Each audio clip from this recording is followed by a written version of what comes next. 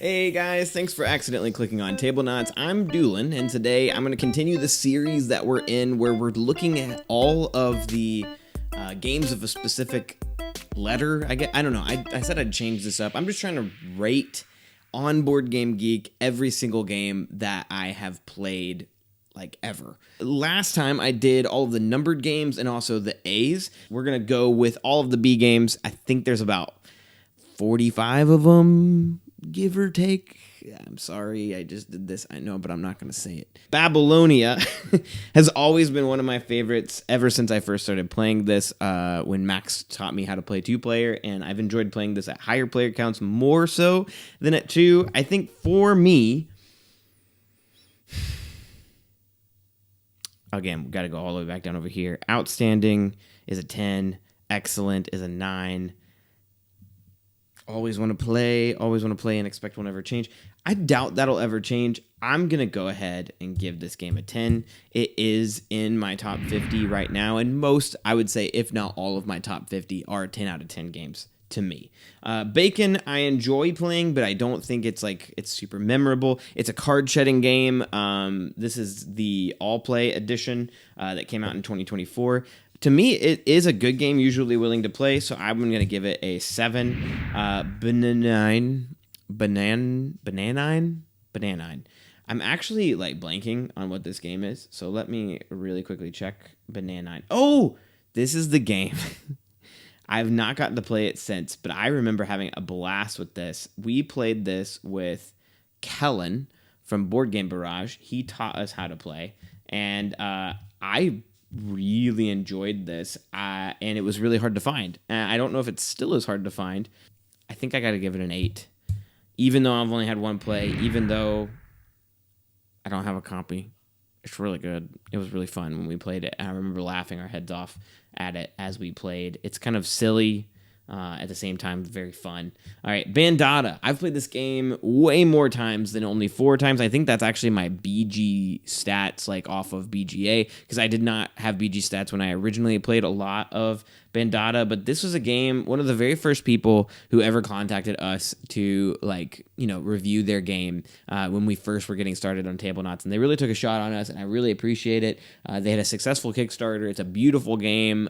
It's really fun solo, but this is primarily a duel game where you're trying to manipulate these dice in front of you and also collect specific birds to specifically score your Bandada, which is a collection of dice that is shared amongst you. So you're getting birds. The Bandada is not the dice. Bandada is the collection of birds you have in front of you, but they score specifically if the dice that both players are manipulating are set a certain way. And it's this push and pull where you're trying to affect and cause the person across from you to score worse while also having your bird score better. I really like this game. I would say I don't play it incredibly often, so for me it's an 8 based off of the BG rating system. I think 5.6 is way too low, but I know that that's based off of a lot off of number of people that have rated it. I got to go a lot faster. Bandido is a game I've only played on BGA, but it is a fun co-op game about trying to cut off all of these escapes on cards and kind of do an enclosed system together. It's a lot harder than I thought it was going to be. I think I've only won 1 out of those 5 times. For me, it is a 6.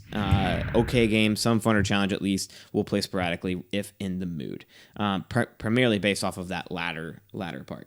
Bang the Dice game. This was also one of the very first games I ever owned. I've cold it twice. I've acquired it, cold it twice. I think for me it's just a 6. I don't think it's as low as a 5, but it is teetering there. It's a low 6 for me. Barenpark, incredible little tile placement game. I cold mine because I like other tile placement games more, like Planet Unknown or Wild Wild West. It's good, but not incredible. For me, it's a 7. Usually willing to play. If people invite me on BGA to play, I will play, but I'm not seeking it out. Barrage, I can't rate this correctly because I played it on BGA and did not read the rules and had just an abysmal time trying to understand how to play async, no teat, not a good way to play that game. So Barrage, we're skipping. Batman Everybody Lies, it says one play. I played this at least 3 times and then did include it in a review. And this is fun for a detective game. It's by the people who make the game Detective, which is an outstanding game.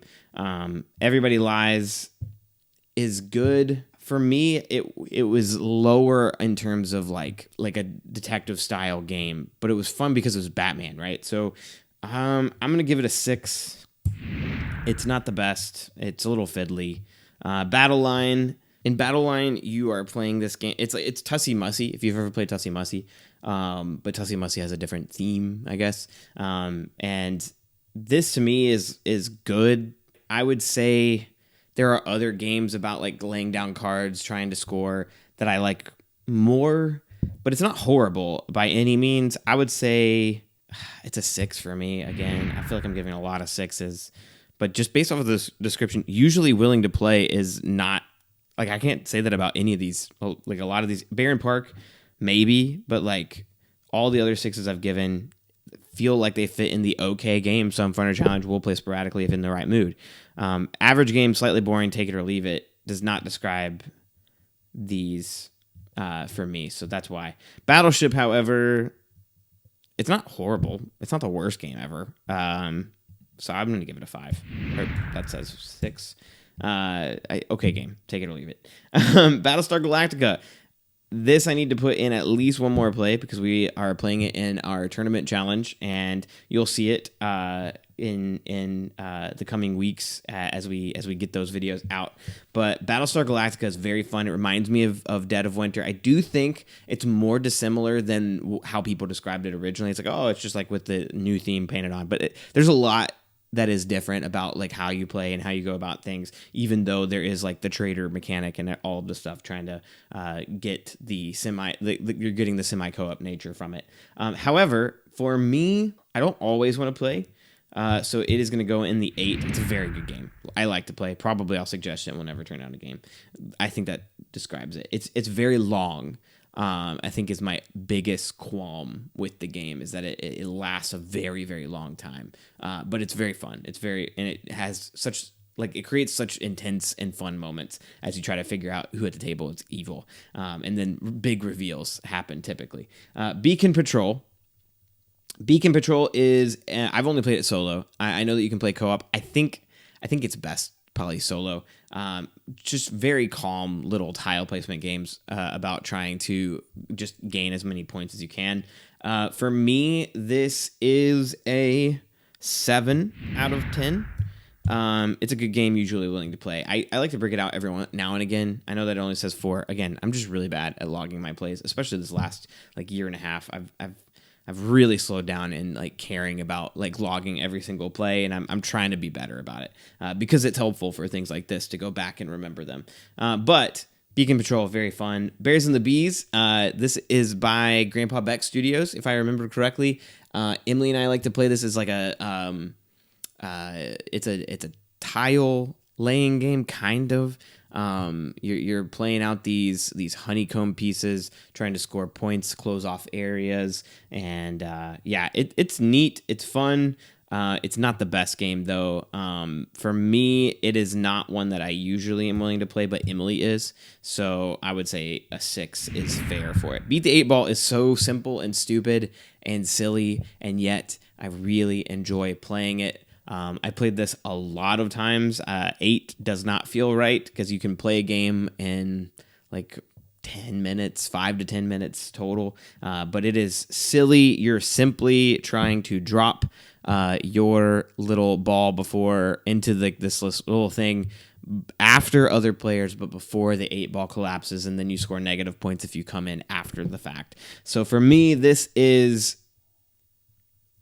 I'm usually willing to play, so I'm giving it a 7. I know that seems so weird. Beez is by the people who make Azul, Next Move Games. This is thinking all the way back to the Beez versus Azul video, I obviously love Azul, and I've played base Azul so much. But for me, Beez was like really unique, and it's still beautiful. It's still very like fun. For me, this is between that 7 and 8. I'm not. Probably I'll suggest it. I don't think I'd turn down a game of Beez. I really do think Beez is a very fun game, so I'm giving it an 8. That might seem off. I'm sorry. I'm trying to go through these really quickly. So I don't know. Anyway, Berried Treasure. This game is so silly. I love this game. My family loves this game, and it's such a it's all it is a gotcha game for the most part, and you're trying to collect these sweet treats that are in piles out in front of you, and there's grabby paws and all of this stuff. But for me, it's an excellent game. Always want to play. When my family brings it up, I'm like, yeah, sure. Well, let's throw in a game of Berried Treasure because it's really, really quick and fun and silly, and just a blast to play. Betrayal at House on the Hill. I've definitely played this more than once. I've played this a lot over the course of the last 10 years of my life. It is an unbalanced game, but it is very fun, and it has these moments that when reveals happen, it's just incredibly silly and a good time. And for me, I think I'm going to give it a 7. Good game, usually willing to play. I feel like that fits that, especially. Beyond the Sun, I've only played one time. A lot like Barrage, did not read the rules, did not understand what I was doing, so I'm not going to rate it. Biblios is a 10. This... I gotta decide. Does it beat out? I gave it 10 before. Oh, it was Babylonia. So between Biblios and Babylonia, which we're trying to figure out who's the queen bee. That's the award I'm gonna give today. I think after last year playing it a whole bunch, beats out Babylonia for now, but they're very close, like neck and neck in terms of rating. For a ranking for me, but Biblios is queen bee for now. Let's see if other B games overtake it. Big Easy Busking was a disappointment to me. This game just was not fun. I think for me, I'm going to say not so good. It doesn't get me, but could be talked into it on occasion. I actually, no, I likely won't play again, although could be convinced. That even doesn't really describe me. I don't want to play this again. But extremely annoying is not, it's not extremely annoying. It's just I don't want to play this ever again. So three is what I'd give Big Easy Busking for me. Binho, I love Binho. 19 is definitely untrue. I've played Binho a ton. It's just this classic, a classic. It's not that old. 2019. It feels like a classic though, because it's just so simple, and it's you're flicking a marble on this board with these pegs that are in the way. You're trying to score on a soccer goal, and you just take turns trying to shoot and score. And I've played this with students, especially but adults as well, that just get really excited as we play back and forth. We've had tournaments. It's just very fun for me. I'm going to give it a 9, always willing to play. There's a chance that I get tired of it, so that's why it's not going to be a 10 for me, and it's not on my top 50, but I do really like that game. Blazon, it was okay. I barely remember this game. I got it played during my challenge where I try to play every single game in my collection in a year. I think for me it's a 6. So we're gonna fly through some of these. Block and Key. This is the game where you're looking at this big table of blocks. It's by Inside Up Games. I reviewed this with Josh, so I don't feel like I have to say too much more. For me, this is a good game, usually willing to play, again, based off of their system of rating, so 7 out of 10. Blockbuster. This was a silly movie, trivia style game, if I am remembering correctly. We played this with Matt. I played this with Max and Kenny. I prefer the game Rotten Tomatoes, which I know that they're different, but for me, this is, it's a trivia game, style game, so take it or leave it. I'm going to say okay game, some fun or challenge at least. I think that's what it is. Let me make sure. It's by Big Potato Games. They make a lot of games. Yeah. It's just, do you know movies? Very good. And it's Blockbuster theme, which Blockbuster itself, awesome. But unfortunately, dead. Anyway, let's go on to the Blood of an Englishman. I called this game. It's asymmetric, which was a big draw for me. I don't think this is amazing, but it's not horrible. It's not a 5, so I'm going to give it a 6. Blood on the Clocktower. This is not an always want to play. Would I turn down a game? Probably not, because my friends throw awesome parties whenever we do these. So I'm going to say an 8. Very good game. I like to play. Probably I'll suggest it and never turn down a game. Blood Rage, for me, I think is an 8. I don't always want to play, but I do really like Blood Rage. Like, Blood Rage is very fun. I think I'm just gotten a little bit tired of it, and that's still the truth. But we used to play this game a lot. It's way better in person. I think BGA kind of brought me down on the game, but it in person is just very fun, and I have a really good time with it. So I would actually really like to revisit this, but Blood Rage for me is an 8. Bloodstone. Bloodstone's coming back, guys. It's coming back. So it was for those of you that aren't in on all the lore, go back and look at like Tablenauts Bloodstone videos. This, or even just our very first like top 20 ranking, back when we had like 300 subscribers. This was one of my favorite games of all time. We got to take a look at the Kickstarter, and it's just incredible. It was amazing.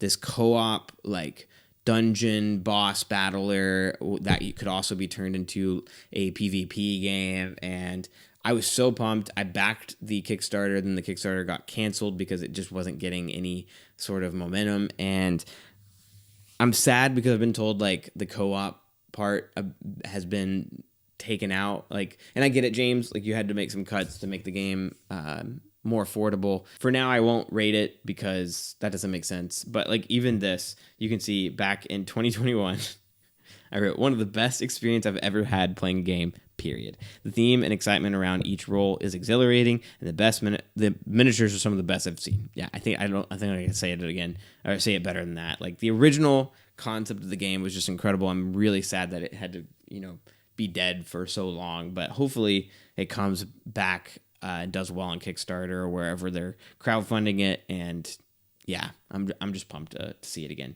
La Boca.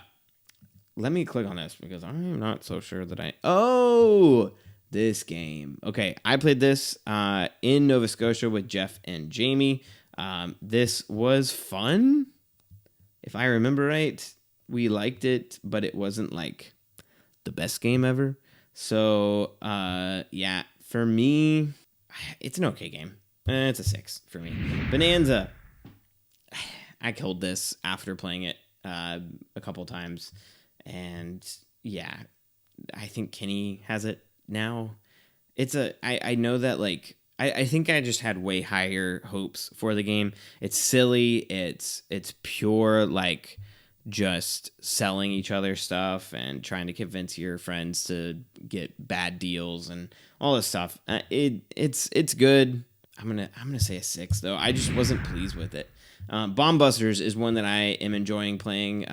I've played this a couple times now in different groups. One time with Patrick, Tracy, Danielle, and Max, and the other time was with, I think, just Max and Kenny. But Bomb Busters is super fun. I wasn't shocked when I had a good time with it because it's by Pegasus Spiel, and they've put a couple of like fun, like family-ish, like co-op games out that I enjoy. But this one is just neat, and it's exciting, intense, like as you try to, like understand what people are trying to tell you based off of the hints that they give. And for me, I think I'm going to give it a 7 for now, but I could see it rising as I do more of the missions, because there's I think 66 missions in the box. I've only done the first like 6, I think, first 6 or 7 of them. Bonsai. This is a game I've only played on BGA. It's, you're placing these pieces of a bonsai tree on your board,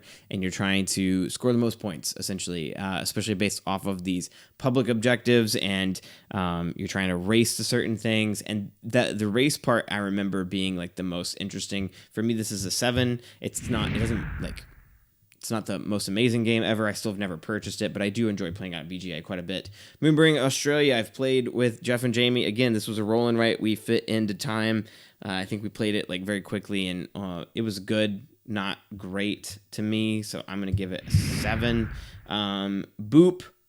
Boop was also one. I played a lot of B games with Jeff and Jamie. Boop was one I played with Jeff. He crushed me, but I remember enjoying it. We still never got a copy. I'm just not that into cats. Not that I can't like cat games. There's plenty of cat games I enjoy. However, I just think that like it's hard to get Emily into these games that are like that, even though it's simple. Without her just being like I'd rather be playing chess. So I get it, Emily, I love you, but Boop to me is also a 7. So I've gone on a tear of 7s lately. Bosk, I think that 7 is probably also true for this game. This is an area control game set in the fall. I think I would play this a lot more if other people enjoyed it as much as I do.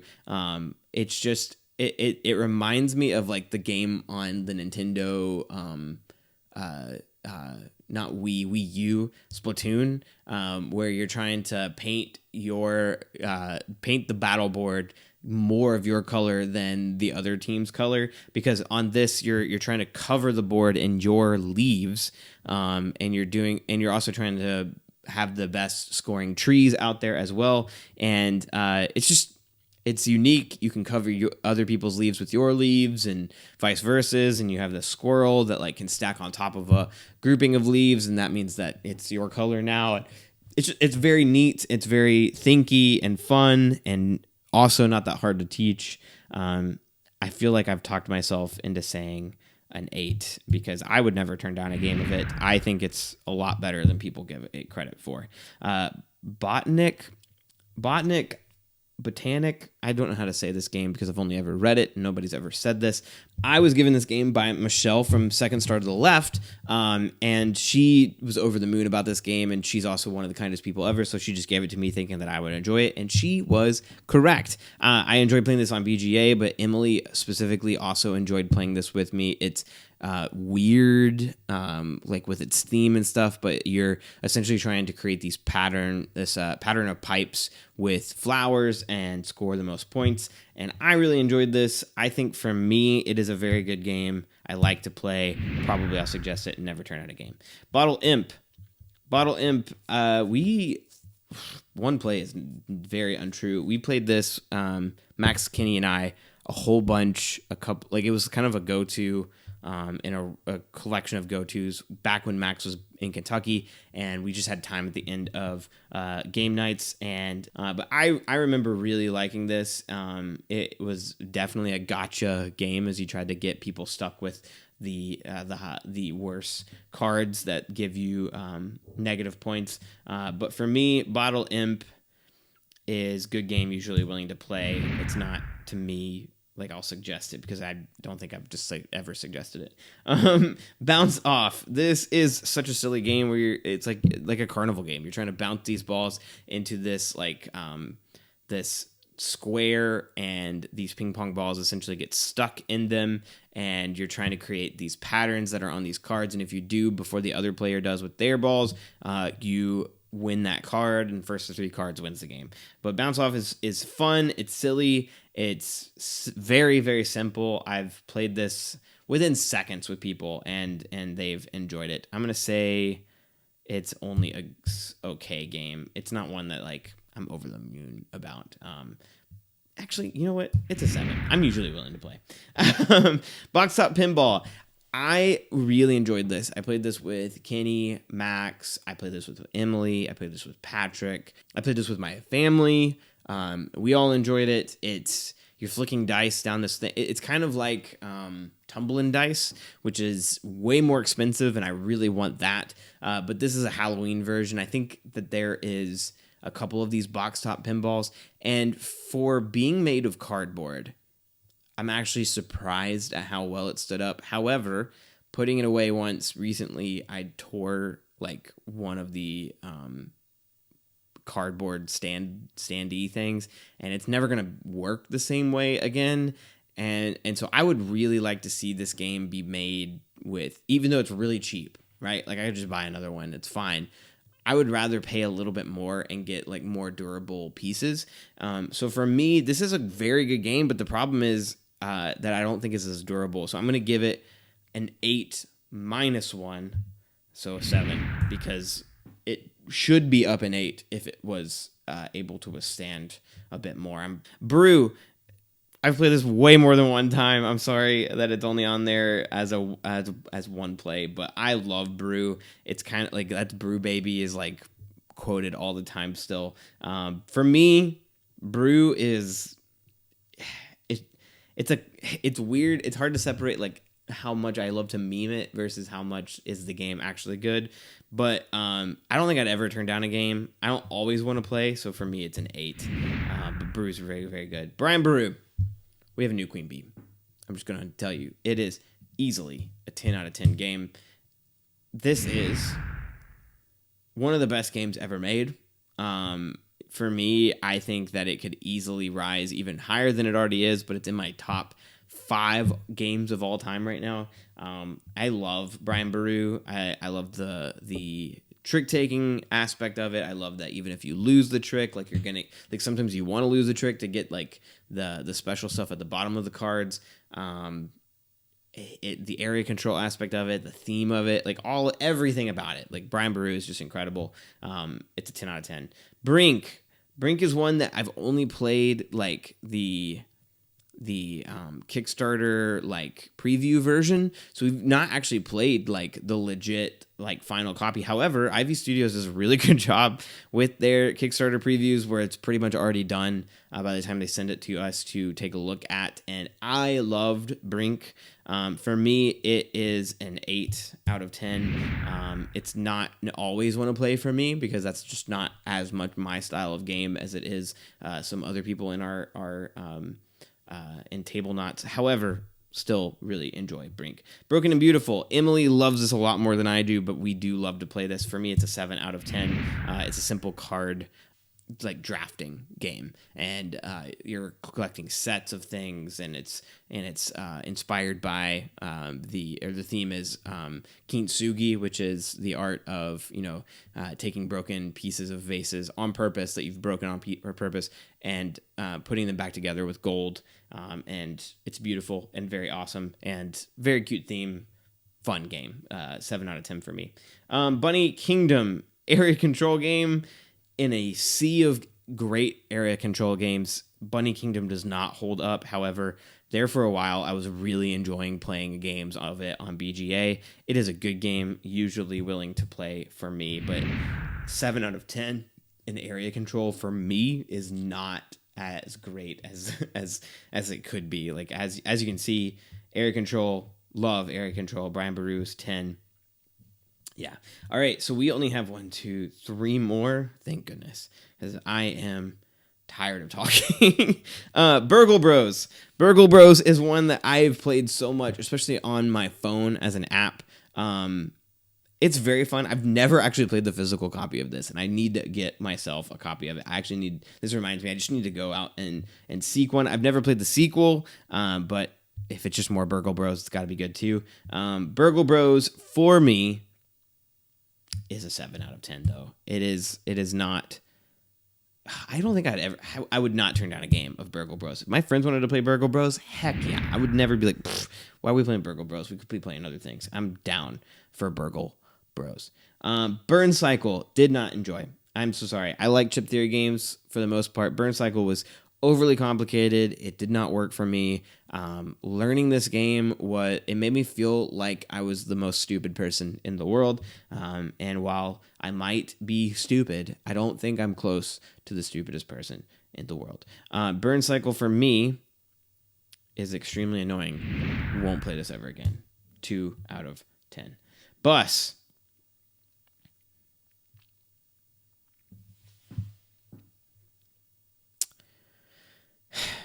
I've only played this once, and 75%, and I don't think that that's over-exaggerating. I think it actually could be higher. 75% of the actions that I did in that game were for like moot. Like I literally would get to my turn, and because of other people's placement, which I'm not blaming them, that is just the way the game works, caused me to be like, oh, can't do anything. All right, next person. I'm okay with that in some games. When this happened towards the end of a game night, when I'm already things personally were going on that week that was just really stressful and annoying already, and then that happened, and I was just like, yeah, this is not a good time, guys. It was so fun, and I think I don't think that I was as bad as Kyle makes it out to be. I do think that I was on edge, and I'm not normally on edge while playing games. Maybe my friends could say different. I don't think I am. I think I'm normally like happy especially when my friends are all together. Like that's the best time ever. If we're just being real. And I remember during bus just being like, is it almost over? Like I remember just being like, oh great, cool, awesome. Don't get to do anything. Super awesome. So fun. This game's great. Like being sarcastic most of the game, and I hope that didn't hurt anybody's feelings. I know people love this game. I'm gonna give it another try before I rate it, so it's not gonna get a rating right now. And that ends the Beez. And Queen Bee gets awarded to Brian Brew because it is easily one of the best games I've ever played. So I like this. I like giving the award out. Ark's got it for A, I think, and then Brian Boru is the Queen Bee. For me, this is a game that I think if you're into area control at all, if you're into trick taking at all, like give it a try, because I don't see it not hitting for a group. I'd be shocked if it wasn't a good game to people, and I love it. And if you've never played it or and you give it a try, come back here and let me know what you think. But I need to do like an in-depth video on just Brian Boru and kind of explain like why I love it as much as I do, just because it's one that I think I could easily see myself playing forever. Like it's legitimately one I always want to play. But Brian Boru is my 10 out of 10 game. And that is it for me. So if you guys enjoyed this video, please let me know. And also thank you so much for watching this far into this video. We would really love, if you've not already, for you to hit subscribe. We are making a push, like slowly but surely getting to that 10,000 subscriber mark. And that is huge. That was always kind of like this big, hairy, audacious goal that was off in the distance from when we started at the very beginning. And we'd love to hit it eventually. And so if you can help us out, we would really love that. And also on top of that, be on the lookout for those tournament videos, because we're giving away a lot of board games. So be watching for those. Always make sure you stay till the end when we give you like the keyword that you need to put in the comments. But anyway, thanks so much for watching. We'll see you guys next time. Bye.